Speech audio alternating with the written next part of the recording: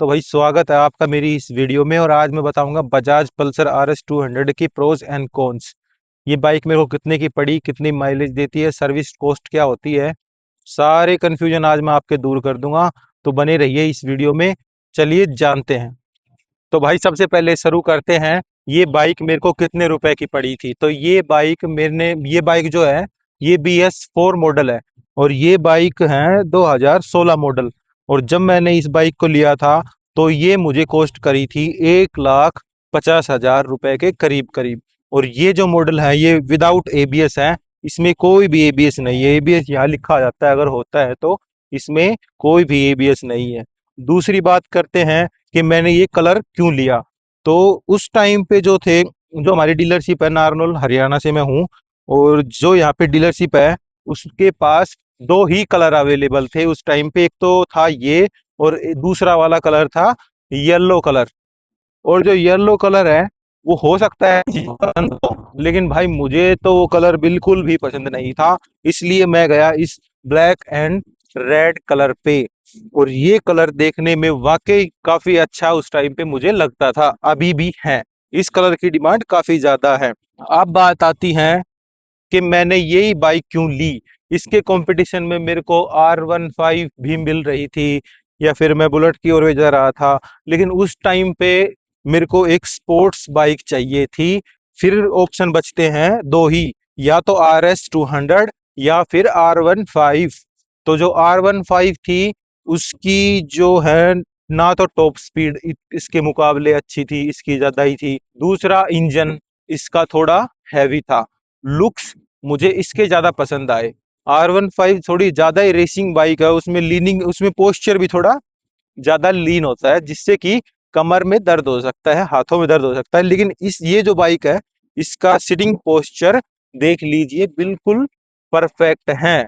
कहीं से भी आप ज्यादा झुकते नहीं हैं आगे, तो आपकी कमर भी सेफ रहती है। और भाई ये रही इसको लेने की बात। और दूसरा, कहीं ना कहीं R15 से इसका ग्राउंड क्लियरेंस भी अच्छा है। बुलेट तो मैंने हटा ही दिया था लिस्ट से। क्यों? क्योंकि उस टाइम पे मुझे स्पोर्ट्स बाइक चाहिए थी, बाइक का साउंड जो कि मुझे काफी पसंद पसंद था उस टाइम पे। लेकिन इसमें कुछ कमियां भी है, जैसे कि पीछे सीट होल्ड करने का कोई ऑप्शन नहीं है। हाँ ये है, पर किसी को समझ ही नहीं आता ये चीजें क्या है। कोई होल्डिंग पूछता है क्या चीज पकड़े पीछे, उनको पता ही नहीं कि ये सीट होल्ड करने का है। तो अब आते हैं एवरेज पे। तो ये बाइक मुझे कहीं ना कहीं 35 तक की एवरेज दे देती है। मैंने एग्जैक्ट तो टैंक टू टैंक तो नापा नहीं है, लेकिन फिर भी मैंने एक आइडिया लगाया हुआ है कि ये बाइक 35 की एवरेज दे देती है, जो कि काफी सही है। हालांकि R15 वगैरह इससे ज्यादा दे देती है, वो 45 तक की भी दे देती है, लेकिन ये इतनी ही देती है। और इसके अलावा अब करते हैं इसकी टायर्स की बात। तो इसके टायर्स काफी अच्छे हैं अगर नॉर्मली चल रहे हो, लेकिन ज्यादा ही लीन करते हो तो कहीं ना कहीं ये स्किड होने का इनमें खतरा रहता है। दूसरा, इसके ब्रेक्स, इस बाइक के ब्रेक्स काफी अच्छे हैं। हालांकि इसमें ABS नहीं है, लेकिन फिर भी इसके जो ब्रेक्स हैं वो काफी अच्छे हैं। लेकिन पिछला टायर तो ऐसा है कि पूरा भी दबा दोगे ना तो ये स्किड कर जाएगा। तो कभी भी इसको पूरा मत दबाना, दोनों ब्रेक्स को एक परफेक्ट रेशियो में मारना, तभी ये बाइक काफी अच्छा परफॉर्म करती है और काफी शॉर्ट डिस्टेंस में रुक जाती है। अब बात करते हैं इसकी बिल्ड क्वालिटी की। तो गाड़ियों में महिंद्रा और बाइक्स में बजाज बिल्कुल एक जैसी है। मैं आपको इसकी बिल्ड क्वालिटी चेक करवाता हूँ, देखो। ये जो आप इंडिकेटर देख रहे हो, इन्होंने कहा था ये कभी भी नहीं टूटेंगे, अनब्रेकेबल ही बता रहे थे इसको, लेकिन ये खुद ब खुद टूट गया बिना किसी के तोड़े हुए। वहीं दूसरा, इसकी वाइब्रेशंस, इसकी फिट एंड फिनिश थोड़ी सी गड़बड़ी ये कर देते हैं। इसकी फिट एंड फिनिश इतनी अच्छी नहीं है, और वाइब्रेशन भी इस पे काफी अच्छी खासी मिल जाती है आपको देखने के लिए। वहीं ये सीट वगैरह तो धूप में भी फट सकती है, इसको हम ब्लेम नहीं करेंगे। और इसको मैंने इसीलिए नहीं ठीक करवाया है क्योंकि मैं इन दोनों को सही कराऊंगा और आपको जितना भी खर्चा होगा वो सभी बताऊंगा। इसके अलावा इसका साइलेंसर, जो ये साइलेंसर है इसका, जो ये नीचे है ना, ये कहीं भी टिक जाता है और टिकते ही ये खराब हो जाता है। मेरे साथ ये दो बार हो भी चुका। और फिर मैंने इसको सही करवाने के लिए काफी प्रयास किया, और कई बार तो ऐसा होता है कि हर कोई इसको ठीक करने के लिए राजी भी नहीं होता। सीधा कंपनी से ही करवाना पड़ता है। हालांकि मैंने कंपनी से नहीं करवाया, बाहर से ही करवा लिया था किसी से, एक भाई था वो उसने कर दिया था।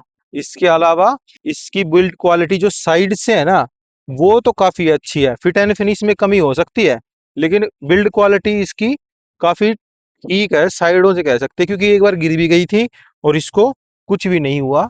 वो इसी की जगह अगर कोई और बाइक होती तो वो बिखर भी सकती थी। दोस्तों एक चीज और, ये जो टैंक पैड है, इसका जो ग्लू है वो भी ठीक नहीं है, ये भी उतरता रहता है बार बार। मैंने इसको काफी बार लगा लिया। अब बात करते हैं इसकी सर्विस की। इसकी सर्विस पे कितनी कॉस्ट आती है? तो इस बाइक की सर्विस आराम से कहीं ना कहीं 1800 से 2000 के बीच में हो जाती है, अगर कोई पार्ट चेंज ना हो तो। लेकिन अगर बात आ गई इसका पार्ट कोई चेंज करवाने की, तो आपका एक अच्छा खासा बिल बन सकता है। एक बार क्या हुआ था कि इसकी कुछ ईसीयू करके कोई ना कोई तो चिप होती है सीट के अंदर होती है, वो मेरी खराब हो गई थी अपने आप ही। और उसका खर्चा मुझे करीब करीब 10,000 रुपए आया था, जो कि एक अच्छी खासी अमाउंट है। और उसी टाइम मैंने सर्विस भी करवाई थी, तो मेरा खर्चा 12,000 रुपए के करीब आ गया था। दूसरा है इसके सस्पेंशन।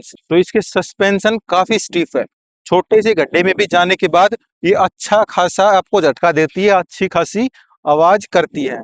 इसके बाद बात करते हैं इसके इंजन की पावर की। पावर में मुझे कोई कमी नहीं लगती, जब भी इसको रोड पे लेके निकलते हो एक अलग सी स्माइल आपके फेस पे आती है, और मन करता है कि चलाए जाओ चलाए जाओ चलाए जाओ। अगर रोड अच्छे हैं तो, अगर रोड पे ब्रेकर वगैरह या गड्ढे ज्यादा है तो भाई आप परेशान हो जाओगे।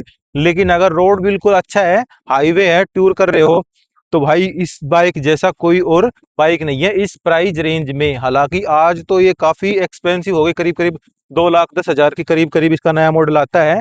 तो हाईवे पे ये बाइक काफी अच्छी रहती है, आप लॉन्ग राइड्स कर सकते हैं।